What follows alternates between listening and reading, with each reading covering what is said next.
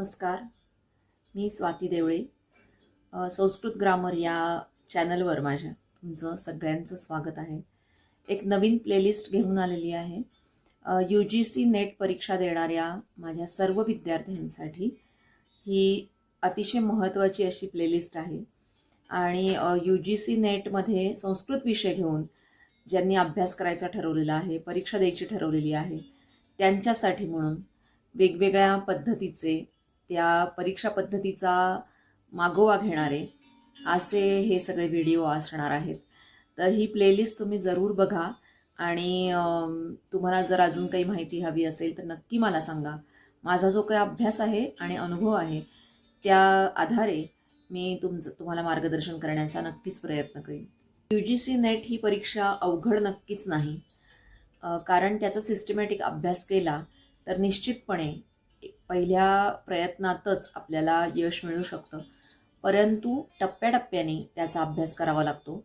त्याची जी परीक्षा पद्धती आहे ती समजून घ्यावी लागते आणि त्याचा विशिष्ट जो अभ्यासक्रम आहे त्याचा सखोल अभ्यास केला आपण तर निश्चितपणे UGC नेट ही परीक्षा पास होणं आणि त्याच्यामध्ये चांगले मार्क मिळवणं, गुण मिळवणं हे अतिशय सोपं आहे.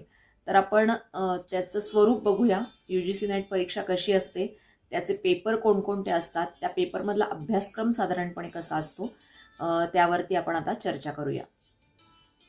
UGC नेट परीक्षेचा अभ्यास करताना सातत्य आणि नियोजन हे अतिशय महत्त्वाचं आहे.